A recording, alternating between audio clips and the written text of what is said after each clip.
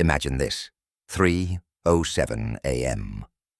Dead silence, no wind, no cars, no lights in the valley, and then, bang. Something slammed into Daniel Harper's front door, not a polite knock, a heavy, deliberate Udar that shook the wooden frame.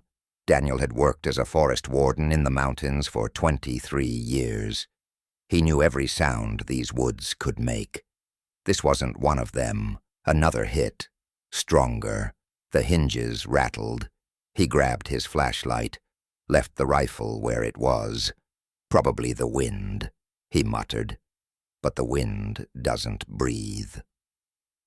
When he opened the door, the beam of light cut through the darkness and stopped. A massive brown bear stood on his porch, not 10 feet away, close enough that Daniel could see the moisture on its nose, close enough to hear its breathing. It wasn't roaring, it wasn't charging, it was staring at him. Then slowly, it lifted its front paw. Daniel felt his stomach drop. Blood, matted fur, and something metallic, reflecting the flashlight beam. A trap. Not again, he whispered, because he had seen this bear before. 1 year earlier, back then it had been younger, leaner, caught in an illegal snare deep in the forest. The steel cable had cut into its leg. It had screamed. Daniel could have called it in, could have let someone else handle it. Instead, he had taken the risk. He approached slowly, cut the wire, cleaned the wound. The bear could have killed him. It didn't, and now it was back, standing on his porch, bleeding. But that wasn't what made Daniel's pulse spike. It was the sound that came next, soft, thin, fragile, from the darkness behind the bear. A faint whimper. Daniel moved the flashlight slightly to the left and saw a cub, small, shaking, barely steady on its feet. This wasn't the same bear, not the young male from before. This was a mother, and she hadn't come alone. Daniel's mind raced. A wounded mother bear is one of the most dangerous animals in the wild. One wrong move, and this porch would turn into a battlefield. The cub stumbled closer to her, pressed against her injured leg. She didn't growl, didn't threaten. She simply stood there, holding eye contact, waiting, and in that moment, Daniel understood something that made his throat tighten. She hadn't come to attack. She had come back to the only place where she hadn't been hurt. But inside the house, Daniel's radio suddenly crackled. Static. Then a voice from the night patrol unit. "Daniel, we've got reports of a bear near your area. If you see it, don't engage. We're on our way." Headlights would be here soon, and once they saw a wounded mother bear near a home, they wouldn't ask questions. They would shoot. Daniel looked at the bear, then at the cub, then back into the darkness of the forest. He had minutes, maybe less. The bear's paw was still raised, bleeding, waiting, and for the first time in his life, Daniel realized this wasn't about survival. It was about trust. The first truck pulled up at 3:19 a.m., then another. White headlights sliced through the trees, washing over the porch. The bear didn't run. That was the first thing Daniel noticed. Most bears would have bolted at the sound of engines. She stayed. The cub pressed against her side. The patrol unit stepped out slowly. 2 officers, rifles ready. "Daniel, step away from the animal." He didn't move. "It's not charging," he said calmly. "She's injured." One of the officers circled slightly to get a clearer angle. From where they stood, it didn't look like a plea for help. It looked like a 400-pound threat standing 10 feet from a house. "Sir, we can't take chances." The cub let out another weak sound. One officer hesitated. "Is that a cub?" Daniel nodded. "She came here on purpose. That's not how this works." But everyone could see it now. The lifted paw, the blood, The way she wasn't posturing, she wasn't bluff charging, she wasn't showing teeth. She was waiting. More vehicles arrived. Word spread fast in a mountain town. A few neighbors stood at a distance, watching from behind truck doors, phones out, whispers everywhere. Just shoot it. Before it attacks, you can't trust a wild animal. Fear spreads faster than facts. Daniel slowly stepped down from the porch. Every instinct in his body screamed not to. He kept his movements controlled, predictable. The bear's eyes followed him. No aggression, just tension. "Daniel, don't be stupid," one officer warned. "If you fire," Daniel said quietly, "the cub won't survive the winter." Silence. That landed. One of the neighbors muttered, "Then call wildlife control. They're 2 hours out," someone replied. The cub tried to stand taller. Its legs trembled, too thin, too young. Daniel crouched halfway, slow enough to show he wasn't challenging her. "Easy," he whispered. The bear's breathing deepened. Her muscles tightened. A rifle safety clicked off. The sound cut through the air like a blade. And that's when everything changed. The cub stumbled forward, right into the open space between Daniel and the rifles, a tiny, desperate movement. The mother reacted instantly, not by charging, but by stepping slightly in front of the cub, shielding it, not attacking, protecting. That hesitation, that split second, was all Daniel needed. "She's not here to fight," he shouted.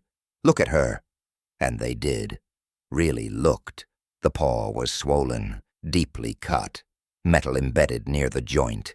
If she charged, she'd collapse after a few steps. She wasn't hunting. She was surviving. Daniel slowly reached into his jacket.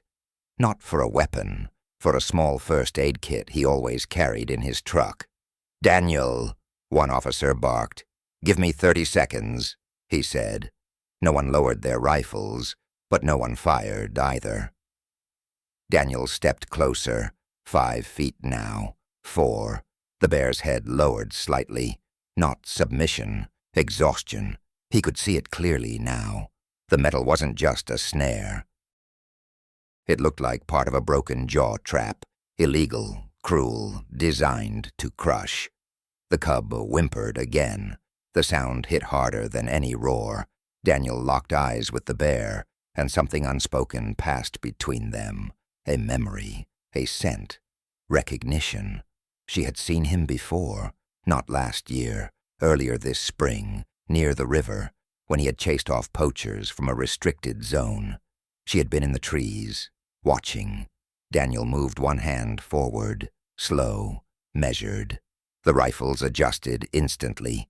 One wrong twitch, and the mountain would echo with a gunshot. His fingers touched fur, warm, thick. The bear flinched, but didn't strike. He exhaled slowly. "You came back," he murmured. Behind him, engines idled. Cameras recorded. The entire town held its breath. Daniel carefully examined the wound. It was worse than he thought. If infection set in, she wouldn't last a month. And if she didn't last, the cub wouldn't either. He looked over his shoulder. "Lower the rifles." No one moved. "Lower them." A long pause. Then, one officer slowly eased his barrel downward. The other followed, not fully, but enough. The air shifted. Daniel positioned himself beside her leg. "If she moves, don't shoot unless she charges," he said firmly. "You've got 1 shot," an officer replied. Daniel nodded. He reached for the metal fragment, and the bear tensed, muscles coiling, not for attack, for pain. "Easy," he whispered. The cub pressed against her chest. And in that fragile, impossible moment, Daniel began to pull. Daniel tightened his grip on the twisted piece of metal. Up close, he could see how deep it had gone. This wasn't surface damage. It had torn through muscle. Every second he waited, she was losing strength. On 3, he whispered to himself. 1. The bear's breathing grew heavier.